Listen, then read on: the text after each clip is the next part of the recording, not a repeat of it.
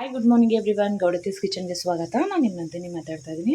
ಇವತ್ತೆಲ್ರಿಗೂ ನಾನು ನಿಮಗೆ ಹೆಲ್ದಿ ಆಗಿರುವಂಥದ್ದು ಮತ್ತು ಸಿಂಪಲ್ ಆಗಿರುವಂಥದ್ದು ಬಹಳನೇ ರುಚಿ ಕೊಡುವಂಥದ್ದು ಒಂದು ರೆಸಿಪಿನ ಶೇರ್ ಮಾಡ್ತಾ ಇದ್ದೀನಿ. ಸೊ ಅದು ಹೆಲ್ದಿ ವೇಯಲ್ಲಿ. ಸೊ ಬಜ್ಜಿ, ಬೋಂಡಾ, ವಡೆ ಎಲ್ಲ ಥರ ಪದಾರ್ಥಗಳನ್ನ ಡೀಪ್ ಫ್ರೈಲಿ ತಿಂದಿರ್ತೀರ ಯೂಶ್ವಲ್ ಆಗಿ. ಸೊ ನಾನಿವತ್ತು ನಿಮಗೆ ಸಿಂಪಲ್ಲಾಗಿ ಅದಕ್ಕಿಂತ ಅದ್ಭುತವಾದ ರುಚಿ ಕೊಡುವಂಥ ಇವತ್ತು ನಾನು ನಿಮಗೆ ಡೀಪ್ ಫ್ರೈ ಮಾಡ್ದೇನೆ ಶಾಲು ಫ್ರೈಯಲ್ಲೇ ಆಲೂಗೆಡ್ಡೆ ಮತ್ತು ಒಂದು ಕುಂಬಳಕಾಯಿನಲ್ಲಿ ಒಂದು ಶಾಲೋ ಫ್ರೈನ ತೋರಿಸ್ತಾ ಇದ್ದೀನಿ. ಬಹಳ ಅಂದರೆ ಬಹಳ ಚೆನ್ನಾಗಿರುತ್ತೆ. ಈ ಒಂದು ಶಾಲೋ ಫ್ರೈನ ಹೇಗೆ ಮಾಡೋದು ಅಂತ ತೋರಿಸ್ತೀನಿ, ನೋಡ್ಕೊಳ್ಳೋಣ ಬನ್ನಿ. ನೋಡಿ, ಮೊದಲಿಗೆ ನಾವು ಮ್ಯಾರಿನೇಷನ್ ಮಾಡ್ಕೋಬೇಕು. ಮ್ಯಾರಿನೇಷನ್ ಮಾಡೋಕ್ಕೆ ಮುಂಚೆ ಈ ಥರ ಕೋಲ್ಡ್ ವಾಟರ್ನಲ್ಲಿ ಆಲೂಗೆಡ್ಡೆ ಮತ್ತು ಒಂದು ಕುಂಬಳಕಾಯಿನ ನೀಟಾಗಿ ಈ ಥರ ಸ್ಲೈಸ್ ಆಗಿ ನಾವು ಯಾವ ಶೇಪಲ್ಲಿ ಬೇಕಾದ್ರೂ ಮಾಡಿಟ್ಕೋಬೋದು. ಸೊ ಆಲೂಗೆಡ್ಡೆಗೆ ಮಾತ್ರ ಸಿಪ್ಪೆ ಇರಲಿ, ಯಾಕೆಂದರೆ ಬಹಳ ಟೇಸ್ಟ್ ಕೊಡುತ್ತೆ. ಸೊ ಕುಂಬಳಕಾಯಿಗೂ ಸಿಪ್ಪೆ ಹಾಕೋಬೋದು, ಬಟ್ ಅಷ್ಟು ಚೆನ್ನಾಗಿರೋದಿಲ್ಲ. ಅಂದರೆ ಚೆನ್ನಾಗಿರುತ್ತೆ, ಸ್ವಲ್ಪ ಬೇಗ ಲೇಟ್ ಆಗುತ್ತೆ. ಸೊ ನಾವು ನೋಡಿ ಈ ಥರ ಕುಂಬಳಕಾಯಿನ ತೊಗೊಂಡಿದ್ದೀನಿ. ನೀವು ಯಾವ ಥರ ಬೇಕಾದ್ರೂ, ಅಂದರೆ ಗ್ರೀನ್ ಕಲರ್ದು ಅಥವಾ ಆರೆಂಜ್ ಕಲರ್ ಇರುತ್ತೆ. ನಾನು ಇವತ್ತು ಆರೆಂಜ್ ಕಲರ್ನ ಆ್ಯಡ್ ಮಾಡ್ಕೊಂಡಿದ್ದೀನಿ. ನೀವು ಬೇಕಾದ್ರೆ ಗ್ರೀನ್ ಕಲರ್ನ ತೊಗೋಬೋದು. ಇದನ್ನು ನೀಟಾಗಿ ನಾವು ಸ್ಟ್ರೈನ್ ಮಾಡ್ಕೋಬೇಕು, ಅಂದರೆ ನೀರನ್ನ ನೀಟಾಗಿ ಕಂಪ್ಲೀಟಾಗಿ ಸೋಸ್ಕೋಬೇಕು. ಈಗ ಸೋಸಿ ಇಟ್ಕೊಂಡ್ಮೇಲೆ ಇದಕ್ಕೆ ನೀವು ಎಷ್ಟು ತೊಗೋತೀರಾ ಅಷ್ಟು ಕ್ವಾಂಟಿಟಿಗೆ ನೋಡಿಕೊಂಡು ಕಡಲೆ ಹಿಟ್ಟನ್ನು ಸೇರಿಸ್ಕೊಳ್ಳಿ. ಆ್ಯಕ್ಚುಲಿ ಸ್ಟಾರ್ಟಿಂಗ್ಗೆ ಹೇಳಿದಾಗೆ ನಾನು ಯಾವುದೇ ರೀತಿ ಡೀಪ್ ಫ್ರೈ ಮಾಡ್ತಿರಲ್ಲ, ಸೊ ಅದಕ್ಕೋಸ್ಕರನೇ ಜಾಸ್ತಿ ಏನು ಕಡಲೆ ಹಿಟ್ಟು ತೊಗೊಳ್ಳಲ್ಲ. ಅರಿಶಿನದ ಪುಡಿ ಒಂದು ಸಣ್ಣ 1/4 ಕಪ್ಪಲ್ಲಿ ನಾನು ಇವತ್ತು ಕಡಲೆ ಹಿಟ್ಟನ್ನು ತೊಗೊಂಡಿದ್ದೀನಿ. ನಿಮಗೆ ಯಾವ ಹಿಟ್ಟ ಬೇಕಾದರೂ, ಅದರಲ್ಲೂ ಸ್ಪೆಷಲಿ ಇದನ್ನು ನಾವು ಬಹಳ ಚೆನ್ನಾಗಿರುತ್ತೆ. ನಾವು ಒಂದು ಯೂಶ್ವಲಾಗಿ ರೊಟ್ಟಿಗಳಲ್ಲೆಲ್ಲ ಮಾಡ್ತೀವಲ್ಲ ನಾವು, ಈ ಒಂದು ಜೋಳದ ಹಿಟ್ಟು ಬಹಳ ಚೆನ್ನಾಗಿರುತ್ತೆ ಜೋಳದ ಹಿಟ್ಟಲ್ಲಿ ಮಾಡಿದ್ರು ಕೂಡ. ಬಟ್ ನಾನು ಇವತ್ತು ಒಂದು ಆರೋಗ್ಯಕರವಾಗಿರೋಂಥ ರೆಸಿಪಿ ಆಗಿರೋದ್ರಿಂದ ಕಡಲೆ ಹಿಟ್ಟಲ್ಲಿ ತೋರಿಸಿದ್ದೀನಿ. ನೀವು ಜೋಳದ ಹಿಟ್ಟು ಬೇಕಾದ್ರೆ ಹಾಕ್ಕೋಬೋದು. ಒಂದು 1/4 ಟೀ ಸ್ಪೂನು ಜೀರಿಗೆ ಪುಡಿ ಹಾಕ್ಕೊಳ್ಳಿ. ನಾನಿದು ಹುರಿದು ಪುಡಿ ಮಾಡಿ ಇಟ್ಕೊಂಡಿರುವಂಥದ್ದು. ಖಾರಕ್ಕೆ ಅನುಗುಣವಾಗಿ ನೋಡ್ಕೊಳ್ಳಿ, ನಿಮ್ಗೆ ಎಷ್ಟು ಬೇಕೋ ಅಷ್ಟು ಕಾಳು ಮೆಣಸಿನ ಪುಡಿ. ಹಾಗೆಯೇ ಇದಕ್ಕೆ ನಾನು ಒಂದು ಅರ್ಧ ಟೀ ಸ್ಪೂನ್ಗಿಂತನೂ ಕಮ್ಮಿ ಚಿಲ್ಲಿ ಫ್ಲೇಕ್ಸ್ ಹಾಕೋತಾ ಇದ್ದೀನಿ.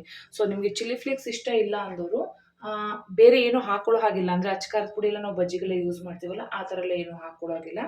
ಡೈರೆಕ್ಟಾಗಿ ನಾವು ಇದನ್ನೇ ಹಾಕೋಬೇಕು. ಇದಕ್ಕೆ ನಾನು ಮೇನ್ ಇಂಗ್ರೀಡಿಯೆಂಟ್ಸ್ ಬಂದು ಹಸಿಮೆಣಸಿನಕಾಯಿ, ಶುಂಠಿ ಮತ್ತು ಬೆಳ್ಳುಳ್ಳಿ ಇದಿಷ್ಟನ್ನು ನೀಟಾಗಿ ಜಜ್ಕೊಂಡಿದ್ದೀನಿ ಕುಟಾಣಿನಲ್ಲಿ. ಇದನ್ನು ಜಜ್ಜಿನೇ ಹಾಕಬೇಕು, ಪೇಸ್ಟ್ ಎಲ್ಲ ಹಾಕೋಕ್ಕೆ ಹೋಗ್ಬೇಡಿ.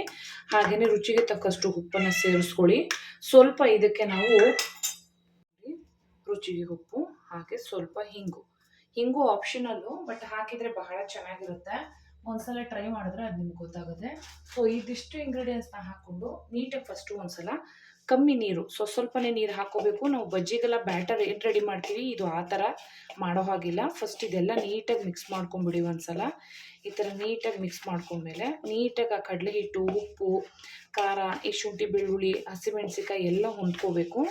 ಸೊ ಇದಿಷ್ಟನ್ನು ಹಾಕ್ಕೊಳ್ಳಿ. ಈ ಥರ ನೀಟಾಗಿ ಕಡಲೆ ಹಿಟ್ಟೆಲ್ಲ ಪೌಡ್ರ್ ಮಾಡಿಕೊಂಡು ನೋಡಿ, ಈ ಥರ ಆಗಿದ ನಂತರ ಸ್ವಲ್ಪ ಕೊತ್ತಂಬರಿ ಸೊಪ್ಪನ್ನು ಸೇರಿಸ್ಕೋಬೇಕು. ಸಣ್ಣಕ್ಕೆ ಹೆಚ್ಕೊಳ್ಳಿ ಎಲ್ಲ. ಸೊ ಸಣ್ಣಕ್ಕೆ ಹೆಚ್ಚಾಗಿದ ನಂತರ ಇದನ್ನು ಅಷ್ಟು ನೀಟಾಗಿ ಒಂದ್ಸಲ ಈ ಕಡಲೆ ಹಿಟ್ಟೊಂದಿಗೆ ಮಿಕ್ಸ್ ಮಾಡ್ಕೊಳ್ಳಿ. ಈಗ ನಾವು ಏನು ರೆಡಿ ಮಾಡಿ ಇಟ್ಕೊಂಡಿದ್ವಿ, ಅಂದರೆ ಕಟ್ ಮಾಡಿ ಇಟ್ಕೊಂಡಿದ್ದಂಥ ಇಷ್ಟು ಇಂಗ್ರೀಡಿಯೆಂಟ್ಸ್ಗಳನ್ನ ಇದಕ್ಕೆ ಸೇರಿಸ್ಕೊಳ್ಳಿ. ಇದನ್ನು ಬೇರೆ ಯಾವ್ದು ಇಷ್ಟ ಆಗಿರೋಂಥ ವೆಜಿಟೇಬಲ್ಸ್ಗೂ ಹಾಕೋಬೋದು, ಬಟ್ ಇದರಲ್ಲಿ ಮಾಡೋದ್ರಿಂದ ಬಹಳ ರುಚಿಯಾಗಿರುತ್ತೆ. ಸೊ ಈಗ ನನ್ನ ಕೈಯಲ್ಲೇ ಒಂದು ಮಿಕ್ಸನ್ನು ಕೊಟ್ಕೋತೀನಿ. ಇದಕ್ಕೆ ನೀಟಾಗಿ ಎಲ್ಲ ಕಡೆ ಅಪ್ಲೈ ಮಾಡ್ಕೋಬೇಕು, ಅಂದರೆ ಕೋಟ್ ಆಗಬೇಕು ಅಷ್ಟೇ. ನಮಗೇನು ಈ ಬಜ್ಜಿ ಬೊಂಡಕ್ಕೆಲ್ಲ ಮಾಡ್ತೀವಲ್ಲ, ನೀಟಾಗಿ ಅದ್ದಿರಬೇಕು ಅಂತ. ಸೊ ಆ ಥರ ಎಲ್ಲ ಜಸ್ಟ್ ನಾವು ಇದನ್ನು ನೀಟಾಗಿ ಕೋಟ್ ಆದರೆ ಸಾಕು. ನೋಡಿ, ಈ ಥರ ನೀಟಾಗಿ ಸಾಕು. ಈ ಥರ ಆಗಿದೆ, ಅಪ್ಲೈ ಆಗುತ್ತೆ. ಈಗ ನಾವು ಇದನ್ನು ಮ್ಯಾಕ್ಸಿಮಮ್ ಅಂದರೆ ಒಂದು 20 to 15 ಮಿನಿಟ್ಸ್ ಮ್ಯಾರಿನೇಷನ್ ಆಗೋಕ್ಕೆ ಬಿಡಲೇಬೇಕು. ಮ್ಯಾರಿನೇಷನ್ ಆದರೆ ಇದು ಬಹಳ ರುಚಿ ಕೊಡುತ್ತೆ. ಸೊ ನಾವೀಗ ಮ್ಯಾರಿನೇಷನ್ ಮಾಡೋಕ್ಕೆ ಬಿಟ್ಬಿಡೋಣ ಈಗ ಇದನ್ನು.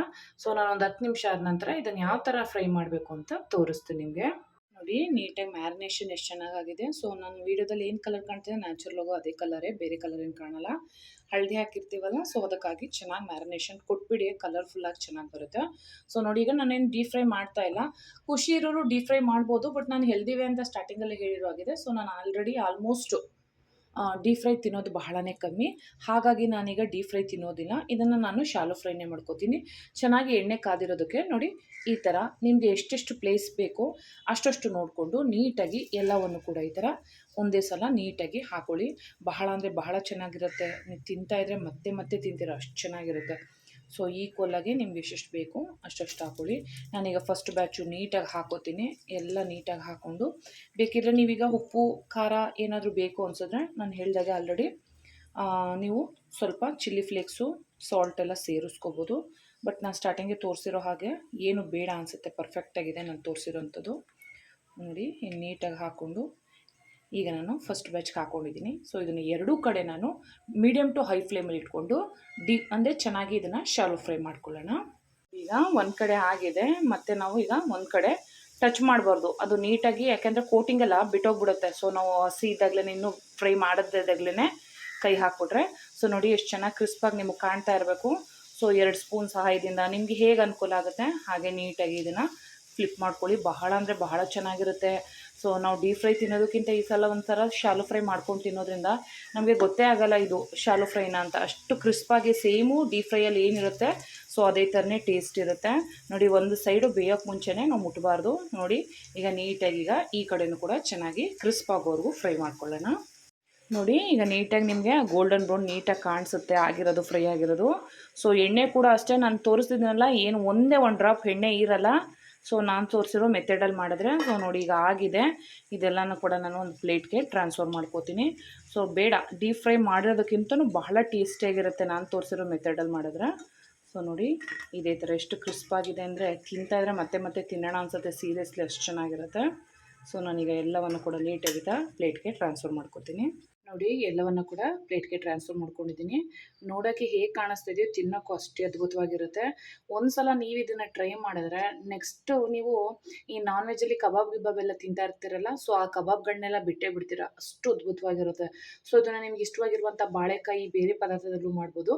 ಬಟ್ ನಾನು ಸುಮ್ಮನೆ ಅಂದರೆ ಬಿಕಾಸ್ ನಾನು ಯಾವಾಗಲೂ ಸ್ವಲ್ಪ ಡೈಟ್ ಕಾನ್ಷಿಯಸ್ ಆಗಿರೋದ್ರಿಂದ ನಾನೀಗ ಸ್ವಲ್ಪ ಎಲ್ಲ ಡೀಪ್ ಫ್ರೈ ಬಿಟ್ಬಿಟ್ಟಿದ್ದೀನಿ. ಅದಕ್ಕೋಸ್ಕರನೇ ಒಂದು ಸಲ ಈ ಥರ ಟ್ರೈ ಮಾಡೋಣ ಹೇಗಿರುತ್ತೆ ಅಂತ ಟ್ರೈ ಮಾಡಿದೆ. ಬಹಳ ಚೆನ್ನಾಗಿ ಬಂತು. ಇದು ಸಂಜೆ ಸ್ನ್ಯಾಕ್ಸ್ಗೆ ಅಥವಾ ನಿಮಗೆ ಬೇಜಾರಾದಾಗ ತಿನ್ನಬೇಕು ಅನಿಸಿದ್ರೆ, ಹಾಗೆಯೇ ಒಂದು ಊಟದ ಜೊತೆಗೆ ಬಹಳ ಅಂದರೆ ಬಹಳ ಚೆನ್ನಾಗಿರುತ್ತೆ. ಒಂದು ಸಲ ಟ್ರೈ ಮಾಡಿ ನೋಡಿ. ಯಾರಿಗಾದರೂ ನೀವು ಇದನ್ನು ಕೊಟ್ಟರೆ ಖಂಡಿತ ಯಾರೂ ಹೇಳಲ್ಲ. ಬಟ್ ಆಲೂಗೆಡ್ಡೆ ಒಂದೇ ಅನಿಸುತ್ತೆ ನಿಮಗೆ ಗೊತ್ತಾಗೋದು ಇದು ತಿಂದರೆ. ನೋಡಿ ಎಷ್ಟು ಕ್ರಿಸ್ಪಾಗಿದೆ, ಒಳಗಡೆನೂ ಚೆನ್ನಾಗಿದೆ. ನೋಡಿ ಎಷ್ಟು ಚೆನ್ನಾಗಿ ಫ್ರೈ. ಟೇಸ್ಟ್ ವೈಸ್ ಅಂತೂ ಅಲ್ಟಿಮೇಟು, ಇದಂತೂ ನಾನು ನಿಮಗೆ ಪ್ರಾಮಿಸ್ ಮಾಡ್ತೀನಿ ಅಷ್ಟು ಚೆನ್ನಾಗಿರುತ್ತೆ. ಇನ್ನು ಬಂದು ನಾನು ನೆಕ್ಸ್ಟ್ ಲೆವೆಲಲ್ಲಿ ಹೇಳೋದು ಅಂದರೆ ಈ ಒಂದು ಪಂಪ್ಕಿನ್ನು, ಸೊ ಕುಂಬಳಕಾಯಿ. ಈ ಕುಂಬಳಕಾಯಿ ಅಂತೂ ತಿಂತಾ ಇದ್ದರೆ ಬಾಯಲ್ಲಿಟ್ಟರೆ ಕರಗುತ್ತೆ. 2 ಸೆಕೆಂಡಲ್ಲಿ ಆಗಿಬಿಡುತ್ತೆ, ಜಾಸ್ತಿ ಟೈಮೇ ತೊಗೊಳ್ಳಿಲ್ಲ. ನೀವು ಮ್ಯಾರಿನೇಷನ್ ಮಾಡಿದ್ರೆ ಬಹಳ ರುಚಿಯಾಗಿರುತ್ತೆ. ಮ್ಯಾರಿನೇಷನ್ ಟೈಮ್ ತೊಗೊಂಡು ಆನಂತರ ನೀವು ಅದನ್ನು ಶಾಲೋ ಫ್ರೈ ಮಾಡಿದ್ರೆ ಒಂದು 5 ನಿಮಿಷದಲ್ಲೇ ರೆಡಿ ಆಗಿಬಿಡುತ್ತೆ. ಅಷ್ಟು ಬೇಗನೆ ಕ್ರಿಸ್ಪ್ ಆಗುತ್ತೆ ಮತ್ತು ಒಳಗಡೆ ಸಾಫ್ಟು ಮತ್ತು ಜ್ಯೂಸಿಯಾಗಿರುತ್ತೆ. ನೋಡಿ ಕಾಣಿಸ್ತಾ ಇರ್ಬೋದು. ತಿಂತಾ ಇದ್ದರೆ ಕುಂಬಳಕಾಯಿದು ಯಾರು ಹೇಳಲ್ಲ ಇದನ್ನು ಕುಂಬಳಕಾಯಿಂದ ಮಾಡಿದ್ದೀರಾ ಅಂತ, ಅಷ್ಟು ಚೆನ್ನಾಗಿರುತ್ತೆ. ಒಂದು ಸಲ ಈ ಒಂದು ಸ್ನ್ಯಾಕ್ಸ್ ರೆಸಿಪಿನ ಟ್ರೈ ಮಾಡಿ. ಯಾಕಂದರೆ ಮಕ್ಳಿಗೆ ಎಲ್ಲ ರೀತಿ ಕೊಟ್ಟಿರ್ತೀವಿ. ಈ ಥರ ಒಂದು ಹೆಲ್ದಿ ವೇಲ್ ನಾವು ತಿನ್ಬೋದು, ಜೊತೆಗೆ ಮಕ್ಳಿಗೂ ಕೊಡ್ಬೋದು.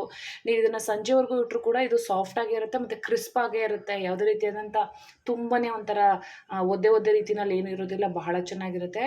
ಹಾಗೆ ಇದನ್ನು ನಾವು ಗ್ರೀನ್ ಚಟ್ನಿ ಅಥವಾ ಸಾಸ್ಗಳಲ್ಲಿ ಟೇಸ್ಟ್ ಮಾಡ್ತಾ ಇದ್ರೆ ಸೇಮ್ ಕಬಾಬ್ ರೇಂಜ್ಗೆ ಇರುತ್ತೆ ಒಂದು ಆ ಟೇಸ್ಟು. ಎಷ್ಟು ಸಿಂಪಲ್ ಇಂಗ್ರೀಡಿಯೆಂಟ್ಸ್ ಹಾಕಿದ್ದೀನಿ, ನೀವೇ ನೋಡಿದ್ರಲ್ಲ. ಅಷ್ಟು ಸಿಂಪಲ್ ಇಂಗ್ರೀಡಿಯೆಂಟ್ಸಲ್ಲಿ ಇಷ್ಟು ಸೂಪರಾಗಿರುವಂಥ ಒಂದು ರೆಸಿಪಿ ರೆಡಿಯಾಗುತ್ತೆ. ಸೊ ನೀವು ಕೂಡ ಮನೆಯಲ್ಲಿ ಟ್ರೈ ಮಾಡಿ. ಯಾರೆಲ್ಲ ಡೀಪ್ ಫ್ರೈ ತಿನ್ನೋಕ್ಕೆ ಬೋರು ಅನಿಸುತ್ತೆ, ನಿಮಗೆ ಇರಿಟೇಷನ್ ಅನಿಸಿದ್ರೆ ಈ ಥರ ಒಂಥರ ಶಾಲೋ ಫ್ರೈ ಮಾಡಿ. ಸ್ಪೆಷಲಿ ಕುಂಬಳಕಾಯಲ್ಲಿ ಮಾಡ್ತೀನಿ ನೋಡಿ, ನಿಮಗೆ ಗೊತ್ತಾಗುತ್ತೆ ಟೇಸ್ಟ್ ಎಷ್ಟು ಚೆನ್ನಾಗಿರುತ್ತೆ ಅಂತ. ಅಷ್ಟು ಚೆನ್ನಾಗಿರುತ್ತೆ. ಸೊ ನೀವು ಕೂಡ ಟ್ರೈ ಮಾಡಿ ಮನೆಯಲ್ಲಿ. ಹೇಗಿತ್ತು ಅಂತ ಕಮೆಂಟ್ ಸೆಕ್ಷನಲ್ಲಿ ಕಮೆಂಟ್ ಮಾಡಿ. ಯಾರೋ ಹೊಸ್ದಾಗೆಲ್ಲ ನನ್ನ ಚಾನಲ್ನ ನೋಡ್ತಾ ಇದ್ದೀರಾ ಅವರೆಲ್ಲ ಹಾಗೆ ಸಬ್ಸ್ಕ್ರೈಬ್ ಮಾಡ್ಕೊಳ್ಳಿ ಮತ್ತು ಶೇರ್ ಮಾಡ್ಕೊಳ್ಳಿ. ನಿಮ್ಮ ಫ್ಯಾಮಿಲಿ ಫ್ರೆಂಡ್ಸ್ಗೂ ಕೂಡ ಸಜೆಸ್ಟ್ ಮಾಡಿ. ಮತ್ತೊಂದು ರೆಸಿಪಿಯೊಂದಿಗೆ ನಾನು ನಿಮ್ಮನ್ನ ಭೇಟಿ ಆಗ್ತೀನಿ. Until then take care. Bye ಬಾಯ್.